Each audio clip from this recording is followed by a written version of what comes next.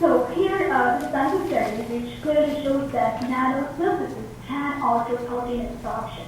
Okay? So here we compared the absorption of vitronectin. It is a protein which actually plays a very important role in cell adhesion of surfaces on nanomaterial and micromaterial. What we found is that vitronectin absorbs more on nanosurface compared to microsurface. So when you have more vitronectin on the surface, there will be more cellular adhesion. Okay? And another interesting point we found is that the absorbed vitronectin on nanomaterial show increased unfolding of the protein, means protein actually maintain its three-dimensional structure on the nanomaterial compared to micromaterial. So that's very important for following cellular events because cell needs all those epitopes on the protein to absorb onto the protein. So when it unfolds, it actually exposes all those epitopes onto which cells can absorb and then proliferate. Next slide, please. Here is a cartoon of cellular absorption. Here, cartoon of protein absorption on a nanosurface and a microsurface. On the right-hand side, the color picture, the right-hand side of the color picture, you can see protein absorbed on a nano feature surface. And again, it's maintaining, it may be more probably, it's maintaining its three-dimensional structure like this. So and again on the left-hand side, you can see protein absorbing on another surface and it's kept in nature. So the cells always prefer to sit on a protein with its three-dimensional structure rather than on a protein which is already in nature. So maybe that is exactly one reason why cells prefer to absorb more on a nano feature surface compared to a microsite surface. So in conclusion, nanostructured implants are potential advantages. Next slide, please. Okay. Potential advantages in promoting cell responses. By combining chemistry and biology topography, the tissue engineer should be able to develop better strategies to promote better tissue integration. So now we have a tool to create structures that totally mimic natural extracellular methods. And again, we have a structure which has very high surface area, which can be used to decorate the surface with protein molecules that can interact with cells. Okay? So by combining all these strategies, we should be able to significantly enhance performance of current tissue engineered constructs. Next slide, please. Okay. However, significant advancements are necessary to realize their full potential and clinical use. I'll put a couple of points. One is that we should understand the cellular and molecular basis governing the interaction between nanostructures and cells.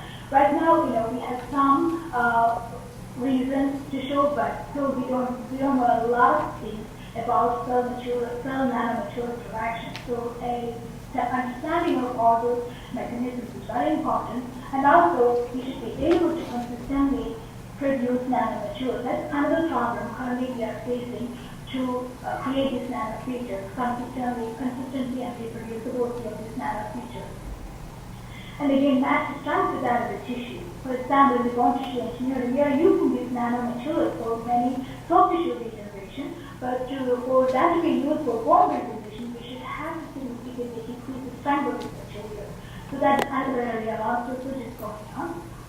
And then identify cell-specific nanomaterials. As I said, cells respond differently even to different nanomaterials. So we have a lot of research need to go to identify those cell-specific nanomaterials. And another important thing is to improve angiogenesis within nanomaterial systems.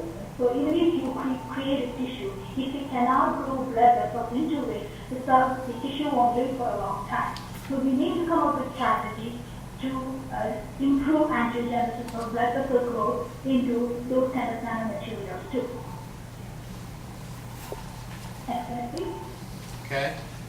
Let's slide on current status and future goals of tissue engineering. So current status, attempts are going on to engineer almost all the tissue in the human body. You can see the labs working on almost all the tissues in the body to engineer in the lab or in vivo. And in terms of products, clinical level, as I said, skin products are already in the market. and bladder is almost about to hit the market, and other tissues like lipid, bone, cartilage, they are almost in the preclinical level. And in the future, if you look at the future, maybe in another 4 to 5 years, we will be able to develop individual tissues, but even then, integrating all those tissues to form an organ is a long way to go because a lot of challenges, particularly in integrating the tissues. For example, when you try to integrate two tissues like bone and cartilage, it seems to be very simple, but integration is very, very difficult in terms of interfaces.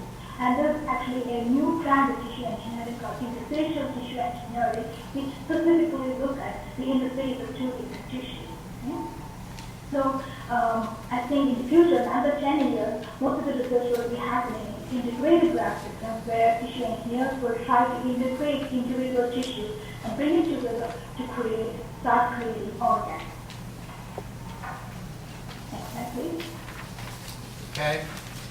In addition to creating all these tissues or organs, tissue engineering is also valuable for a variety of other applications, particularly to provide in vitro physiological models to study disease pathogens for developing molecular therapeutics. Because tissue engineering actually taught us how to develop three-dimensional structures. Once you have three-dimensional structures that can be used for a variety of applications like to study disease pathogenesis, or it can also be used as a model to model for drug discovery. So now we have a cheap in vitro model to detect or screen various drugs initially before going into the animal study. So I think a lot of companies are now using the three-dimensional culture for drug discovery as well. So a lot of other areas will also be impacted by tissue engineering, and with this nanotechnology, now we can improve the performance of these three-dimensional cultures of engineered tissue. That's going to impact using areas as well. I will call you over the telephone and thank you, and but I will also say right now, thank you for joining us. Thank you so much.